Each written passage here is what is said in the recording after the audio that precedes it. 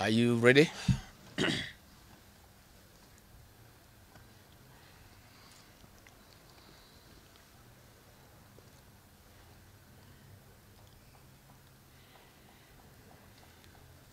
Uko tayari?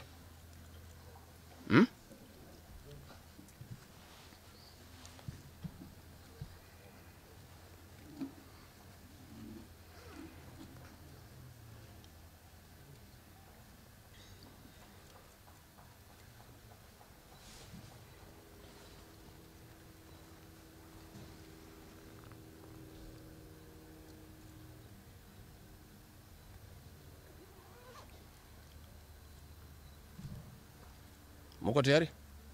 Thank you. Dear Kenyans, you are all aware of the political developments in our country. We are standing at a point of economic, political, and social nosedive as a nation. As a country, we, the people of Kenya, are being treated by William Ruto as less Kenyans at any given moment. Driven by the resolve for a better Kenya and patriotism, I've heard a call from the people of Kenya to speak into the matters that are of concern to them and all of us for our common good. On the 7th of July 2025, during the 35th anniversary of Sabasaba, Kenyans from all walks of life led by Gen Zs, unarmed and peaceful, went to the streets. This is not the first demonstration that has happened in Kenya this year where lives have been lost and property destroyed. Unbeknown to these peaceful demonstrators, the tired regime of Ruto had a well-organized state-sponsored militia in cohort with the police and other state security agencies to maim, kill and destroy property and blame it on the Kikuyu community and specific leaders who are perceived unfriendly to this killer regime. This targeted profiling of the Kikuyu community and destruction of their specific business is an economic sabotage not new to the narrative of William Ruto. On the 30th day, these state-sponsored militia, under instructions and guidance from the police, were dropped in different places in the country, and mostly in the Mount Kenya region and other regions not perceived friendly to the government. They were strategically dropped past midnight, and then roadblocks were placed by the police while others was dropped early in the morning. The militia were procured by Ruto, governors and MPs allied to him. These regions included Nairobi, Kiambu, Kajiado, Kisii, Nyeri, Murang'a, Kiambu, Kirinyaga, Meru, Nyandarua, Kajiado, Kitengela, Ongata-Rongai, Machakos, Embu, and in Wote. They had clear instructions to loot and destroy specific properties under police supervision. A killer squad of 101 that works under the Director General of the National Intelligence Service, Nuruddin Haji, was armed with assault rifles and drove in a convoy of unmarked Subarus, shooting and killing innocent protesters aimlessly in the streets and estates. This squad in Subarus, hooded and masked against court orders, are disguising themselves as DCI's officers, yet we know they are not. In fact, I would like to clarify that the National Intelligence Service has procured Subarus to give an impression that this killer gang is from the DCI. The truth of the matter is that this has nothing to do with the DCI. This is the National Intelligence Service. And this squad of 101 people was formed when I was still in government. Officers were recruited from the Administration Police Unit for special training by NIS on abductions, killings, and cover-up. And this is a squad that is killing the people of Kenya.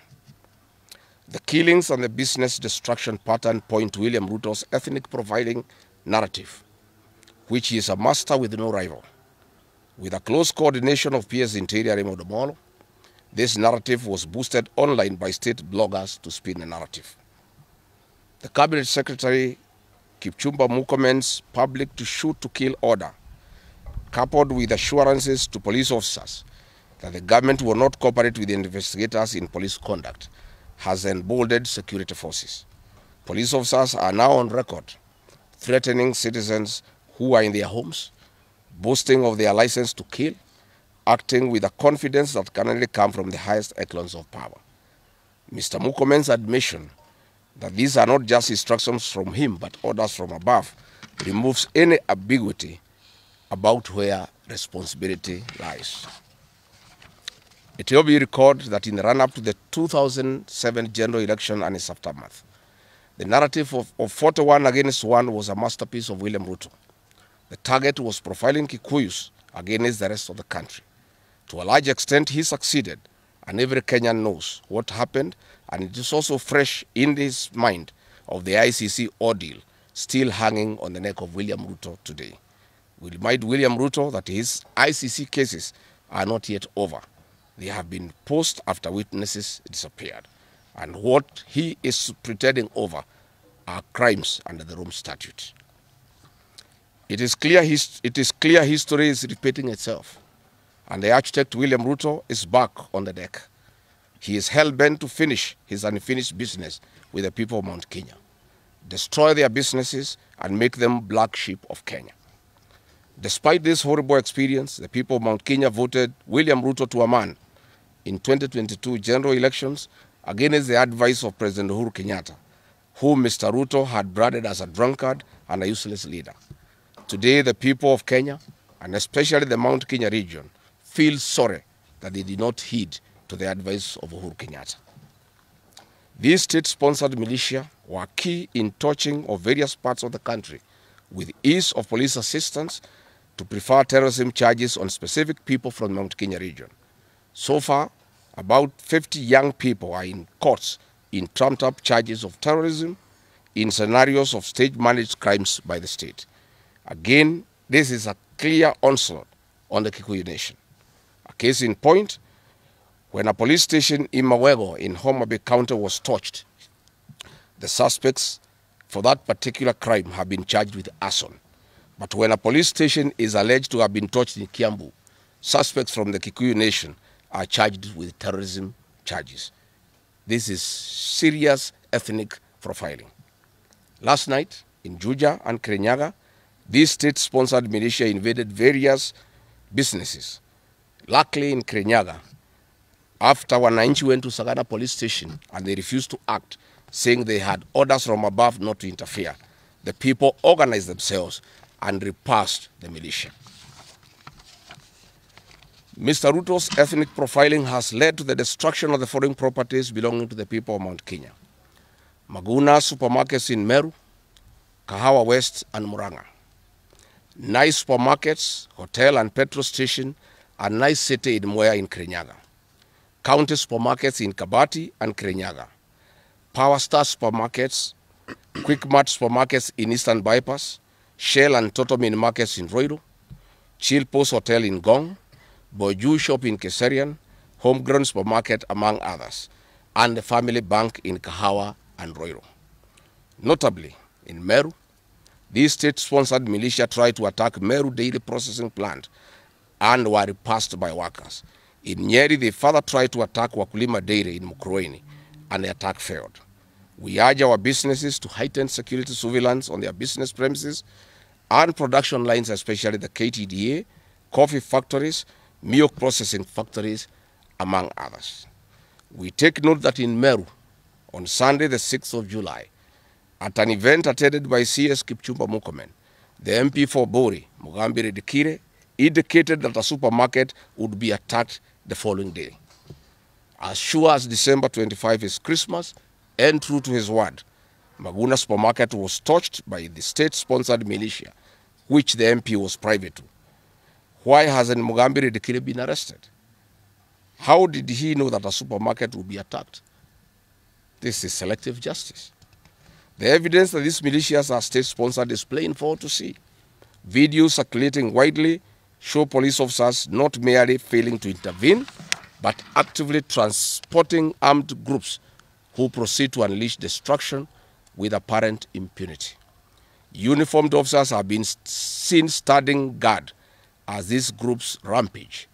their inaction and a stark contrast to strong statements being made by government. In Nyeri, journalists were attacked by these militias in the presence of the police. It is well documented. This is a clear indicator that Ruto is working with governors and MPs allied to him to destroy businesses owned by the Kikuyu, the Meru, and the Embu, and blame it on people who don't support his administration. This is a tactic that was used by the colonialists with collaborators who searched earth policy and torched buildings and businesses and blamed it on the Mau Mau. This divide and rule tactic will not work, Mr. Ruto. We know that in Meru, they want to use this mayhem to blame Mithika Linturi. In Embu, they have already blamed Mkonji Gitonga. In Kitengela, Iron Gong, they want to target Senator Seki and MP Onesmus Ngogoyo. In Nyeri, they are trying to haunt Honorable Kagusha. And in Kirinyaga, they are targeting Senator Murango. We want to remind President Ruto that it is not the Kikuyus who want him out of office. It is the entire people of Kenya. Kenyans are suffering equally across the country. That is why Kenyans have said, if you, Mr. William Ruto, believe that it is the Kikuyus who want you out, then all Kenyans are Kikuyus. I want to thank the people of Kenya for standing out against this tribal profiling of the Kikuyu. The people of Kenya yesterday did wonderful by saying that the Kikuyus should not be profiled. This morning, I have seen Ruto quivering and wailing in uncontrollable anger. Mr. Ruto, excessive anger is not a solution. I want, with a lot of humility, to advise you to stop being angry. That will not help. You need to know what you need to do because you have not been listening to the people of Kenya. The people of Kenya are more angry than you are. They are angry because you have overtaxed them. There is wanton corruption. There is abductions and extrajudicial killings. There is ethnic profiling and other ills that bedevil your administration. If you want to be calm, please abolish the housing levy and give dignity to the payslip. I have heard you saying that you cannot give jobs to the young people. Please restore the dignity of the payslip. Restore the capacity of the middle class. The middle class will give jobs to these young people. Stop killing and profiling the young people. Listen to them.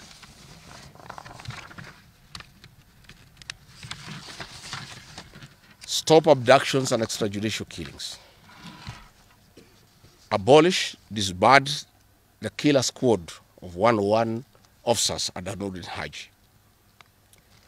Give hustlers the jobs that you promised them. Mr. William Ruto, you are the one who promised. You cannot cry today that you have no solution, saying that other presidents have not been able to do it. You are the one who promised these young people. Stop police brutality. Stop abductions and illegal detentions. Get the hustlers from the bottom of the economic pyramid as you promised. Yes, Mr. President, we agree there were other presidents before you, as you have rightly stated. And true, they never went through what you are experiencing today. May it please you to know that the reason why Kenyans rarely had problems with them, Mwai Kibaki and Uhuru Kenyatta were guided by the Constitution and the rule of law. They did not capture our constitutional institutions to work for them, instead of working for Kenyans. They never killed children. They never attempted to build churches in State House. They never organized militias to destroy people's property and kill them. That is why you have a problem. And we also want to remind you that Mwai Kibaki had a difficult time from you, William Ruto. Videos are everywhere. You cannot say that Mwai Kibaki did not face resistance. It's on record that you gave hell to President Kenyatta for 5 years. So it is hypocritical for you to allege that Mwai Kibaki and Uhuru Kenyatta had a very easy time. Most of the problems Mwai Kibaki and Uhuru Kenyatta had came from yourself, and it's on record. We want to advise you that the one-term movement is not getting you out of power outside the Constitution. Mr. President, nobody wants to throw you. Nobody wants to overthrow your government. Nobody wants you out of power through unconstitutional means. Mr. President, I and the people we work with are on record. We want to remove you from State House through the ballot in 2027. This narrative you are creating that there is an attempt to overthrow your government is for you to have the opportunity to use the Terrorism Act to profile communities and to persecute leaders who are opposed to your administration. Please relax. We want you to serve your one term. Nobody wants you out of government unconstitutionally. Nobody has any plan to overthrow your administration, Mr. President. We want to face you on the ballot in August 2027. So just relax and stop crying wolf that anybody wants you out of office unconstitutionally. There is no leader here who is planning a coup, and none has the capacity. And nobody is interested. The leaders in this country, and indeed 95% of the Kenyan population, want to humiliate you at the ballot. They relish that moment. None of them would want you to go out through any other method, unless, of course, you decided to resign on your own volition. So please stop creating this narrative. This narrative is to enable you to use anti-terrorism law to persecute leaders and to persecute the Kikuyu community. If you speak out online, Mr. President, you want to use the Terrorism Act to harass people. If you dare challenge your administration, you want to use the Terrorism Act to deal with people who are opposed to your administration. My fellow Kenyans, let us not be deceived. William Ruto has stripped away even the pretense of democracy. What we are witnessing is not the rule of law, but the rule of fear. This is not the behavior of a government that serves its people. This is the machinery of outright dictatorship. Finally, I want to announce to the people of Kenya that tonight I will be traveling to the United States of America to talk to the Kenyans in diaspora and the international community about the state of the nation. I would have wanted to stay in the country at this very difficult time when our people are under siege, but I have engagements that I'm not able to postpone. I have been threatened by people close to William Ruto, who called some of my people today, that they will want to stop me from leaving the country. I have no problem. If you want to come and arrest me at the airport, as you are threatening us, you can go ahead. I don't have a problem. You cannot sell fear to us. You know, even if you sold us fear, we cannot buy. You know, and therefore, as I'm out of the country, unless I'm stopped from going, and if I'm stopped from going, I'm still okay. I'll be here because this is my country. We have made sufficient arrangements with other leaders in the united opposition to create a pool of lawyers to come in through for our young people who are being persecuted on trumped-up charges of terrorism. And I want to explain. I have heard the president saying that people have attacked police stations and the law courts. It was all stage managed by the MP for Kikuyu.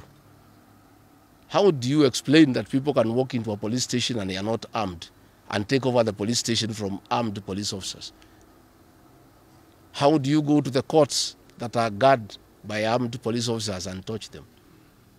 All these attacks of vital installations were stage managed by William Ruto through Kimani Ichung'wah to create the opportunity to prefer charges against people using the Anti-Terrorism Act. That is the reality. So nobody has attacked any police station. They were all stage managed by government. And what is happening is history is repeating itself. This is exactly what Moi did in the 80s against the Kikuyu community. After the abortive 1982 coup, he used sedition laws and the clandestine Kenya movement to profile the community and hold people into court, and they'll be taken by Bernard Chunga after 5 p.m. This is history repeating itself. I want to ask our people to be calm, to be cautious, and to be strong. I want to appeal to our young people, the Gen Zs. Looking at the scenario of what is happening and what William Ruto has planned, I want to ask my children, my sons and daughters, to consider applying the next onslaught against the President William Ruto by getting IDs and registering as voters so that they can deal with William Ruto on the ballot. Because I fear for them. Anytime they go out to the streets, they are killed like chicken. I would like to preserve to us these children. We would like to live with them. We would like to see them grow. And when we look at the desperation of William Ruto and the brutal force he is using against these children and the use of state militias to attack them, I would like to plead with them to consider, to join us, we in the opposition, by registering as voters. And in 2027, we'll be able to get rid of President William Ruto. William Ruto, finally, let me ask you a question. The Kikuyu nation, the Mount Kenya people, you call tribalists every day.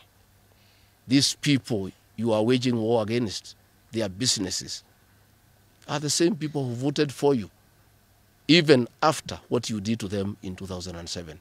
They forgave you and considered you as a person they can elect as president. You have turned against the community. You are trying to mobilize other Kenyans to profile them and to fight them, but they have refused. These same people from Mount Kenya have the capacity to support somebody else. It must not be you. And they proved that they are not tribal by voting for you when you are Kalenjin. They can vote for a Kamba. They can vote for a Kisi. They can vote for a Luya. They can vote for a Maasai. That sense of entitlement that you are having to the Mount Kenya vote is misplaced. They voted for you, yes. You betrayed them. You turned against them. They don't have to vote for you again. Please stop persecuting them into submission. They will not submit to your brutality, to your vicious attack against them and their leaders. That I want to tell you for free today. I have listened to you talking with a lot of anger, calling them tribalists. They are not. How can they be tribalists when they voted for you and you are not one of them? But you don't have a sense of entitlement that they must vote for you. You know what you have done to them and why they have reacted the way they have. And I want to assure you, you cannot scare them into submission. Even if you jail them, they will not submit. These are seasoned descendants of the freedom fighters, and they cannot be intimidated. So let me encourage my leaders here as I go away to remain strong, to remain focused, and to speak for the people of Kenya. I am I have a lot of gratitude to the Honorable Stephen Kalonzo Musyoka and Eugene Wamalwa, who have been in court the whole of yesterday and today, standing strong and defending our young people who have been framed and charged with treason. For those two leaders, I want to give them the gratitude of my community and our leadership. They have come through for a community when it's under siege, and we are indeed very, very grateful. I want to ask our leaders here to be vigilant and to continue speaking out to the people of Kenya. Should the situation get out of hand and I need to cut my trip short and come back to join the other leaders in defending our people and speaking for them, I will gladly do so. Thank you very much. Good. That's comprehensive. I don't think iko maswali hata kidogo. Labda ile watu ya Kameme iko na ndoro.